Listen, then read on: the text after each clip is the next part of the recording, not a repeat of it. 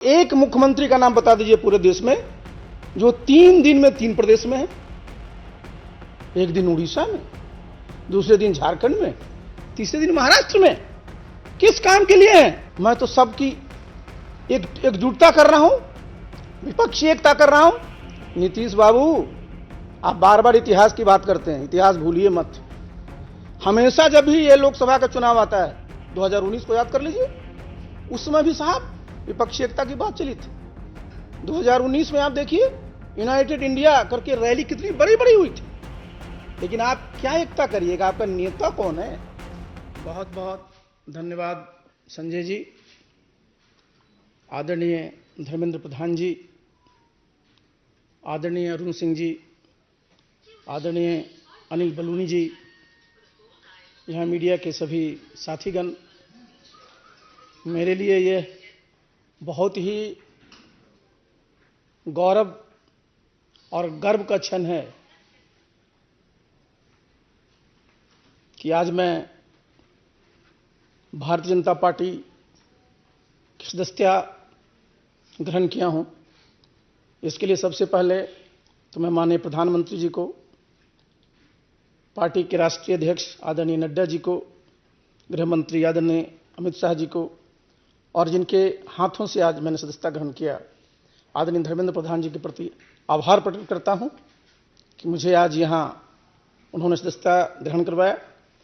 और मैंने इसलिए अपना बताया कि गौरव की बात है कि आज आप देखिए, विश्व की सबसे बड़ी आबादी का देश भारतवर्ष है, सबसे बड़ा लोकतंत्र भारतवर्ष है, और इस भारतवर्ष में सबसे बड़ी जो पॉलिटिकल पार्टी है, जो राजनीतिक दल है, वो भारतीय जनता दल है, भारतीय जनता पार्टी है। और इसकी सदस्यता ग्रहण करने में सचमुच अपने आप में एक गौरव महसूस होता है। और जितनी बात कह रहे थे अभी धर्मेंद्र जी, अभी मैं सुन रहा था, रोज मैं सुनता रहता हूं, आज भी आप सुनते रहते हैं, देश में कोई काम नहीं हो रहा है। हमने कई बार उनको आईना दिखाने की कोशिश की कि अगर कोई काम नहीं हो रहा है तो नीतीश बाबू ये बताएं कि आज भारतवर्ष दुनिया में 5वीं सबसे बड़ी अर्थव्यवस्था है। ये कैसे हुआ? ऐसे तो नहीं हुआ। आज अभी मैं आया यहां, उसके पहले मैं देखा मुंबई में उनका प्रेस कॉन्फ्रेंस चल रहा है, बड़ी बड़ी बातें कर रहे हैं। गए किस काम के लिए? जरा सोचिए कि देश कहां चला गया और बिहार आज भी कहां। पहले क्या बात करते थे वो? जब भी उनके पास जाइए कहेंगे मैं बिल्कुल क्राइम के खिलाफ हूं, करप्शन के खिलाफ हूं। उनको सी शब्द से बड़ा प्रेम रहता है, लेकिन सी से चेयर भी होता है। तो कुर्सी के लिए ही आजकल सब काम में लगे हो। आप बिहार में चले जाइए साहब, बता रहे थे धर्मेंद्र जी, कितनी मेहनत की गई थी जब 2005 में सरकार बनी थी एनडीए की। किस प्रकार से वहां कानून का राज स्थापित किया गया था, किस प्रकार से सब व्यवस्था की गई थी। और आज बिहार में जाइए, सब तार कतार हो गया। 2005 से भी बुरी स्थिति होगी कैसे नहीं साहब? आप एक मुख्यमंत्री का नाम बता दीजिए पूरे देश में जो 3 दिन में 3 प्रदेश में है। एक दिन उड़ीसा में, दूसरे दिन झारखंड में, तीसरे दिन महाराष्ट्र में। किस काम के लिए है? बिहार की जनता ने उनको मैंडेट दिया था, बिहार को विकसित प्रदेश बनाएंगे, बिहार में जो बेरोजगारी है उसको खत्म करेंगे, बिहार के जो बेरोजगार नौजवान उनको नौकरी देंगे। और आप लगे हुए कहां हैं? कहते हैं साहब मैं तो सबकी एकजुटता कर रहा हूं, विपक्षी एकता कर रहा हूं। नीतीश बाबू, आप बार बार इतिहास की बात करते हैं, इतिहास भूलिए मत। हमेशा जब भी ये लोकसभा का चुनाव आता है, 2019 को याद कर लीजिए, उस समय भी साहब विपक्षी एकता की बात चली थी। 2019 में आप देखिए, यूनाइटेड इंडिया करके रैली कितनी बड़ी बड़ी हुई थी। लेकिन आप क्या एकता करिएगा? आपका नेता कौन है? बिना नेता को एकता होता है क्या? नेतृत्व कौन करता है? और इस देश का जरा दुर्भाग्य देखिए साहब, जब 1989 के बाद से देखिए 2004 तक कितने प्रधानमंत्री हुए, कितने वर्षों में देश की स्थिति क्या हो गई। देश का सोना भी बाहर गिरवी रखना पड़ा था।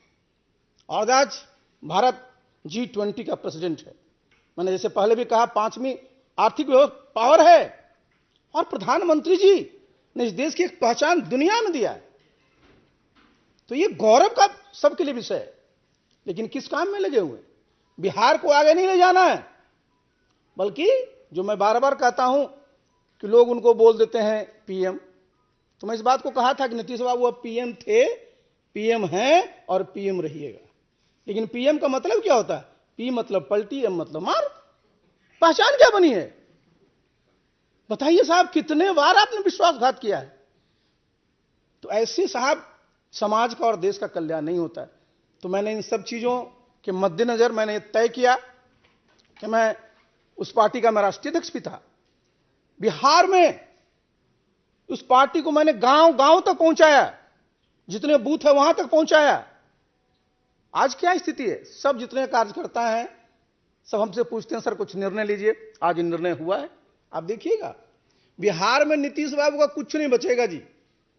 अपने रहेंगे, उनके राष्ट्रीय अध्यक्ष रहेंगे, और जिसको मैं भुंजा पार्टी कहता हूं वो रहेंगे। बाकी सारा का सारा बिहार चाहता है कि केंद्र में जिस प्रकार से आदरणीय नरेंद्र मोदी जी देश के गरीब लोगों के लिए काम कर रहे हैं, उसी प्रकार से बिहार में भी काम हो। अब वो बताते हैं कि साहब गरीबों को कोई काम नहीं होता। भाई प्रधानमंत्री किसान सम्मान निधि योजना में तो गांव में रहता हूं, इस्तीफा देने के बाद अपने गांव में रहता हूं। किसी समाज का हो, किसी धर्म का मानने वाला हो, सबके खाते में 6,000 रुपया जा रहा है कि नहीं जा रहा है? सबको महीने में प्रति व्यक्ति 5 किलो अनाज मिल रहा है कि नहीं मिल रहा है? ये क्या है नीतीश बाबू? ये साधारण उपलब्धि है। तो इसलिए साथियों, इन सब चीजों को देखते हुए मैंने सोचा कि जब आप फिर से वहीं पहुंच गए हैं, फिर से इनका क्या था? नीतीश बाबू का पूरा वजूद क्या था? इन्होंने संघर्ष इसके खिलाफ किया था, आरजेडी के खिलाफ, और आज उन्हीं गोद में बैठे हुए हैं और कह रहे हैं आजीवन वहीं रहना है। तो मेरे ऐसा व्यक्ति के पास आस्था क्या था? मैंने 6 अगस्त को इस्तीफा दिया था और आज 11 मई को मैंने भारतीय जनता पार्टी की सदस्यता ग्रहण की है। बस भगवान से मैं यही प्रार्थना करूंगा, मुझे ताकत दें और मैं पूरी अपने सामर्थ्य के साथ इस दल की, इस देश की और प्रदेश की सेवा कर सकूं। बहुत बहुत धन्यवाद।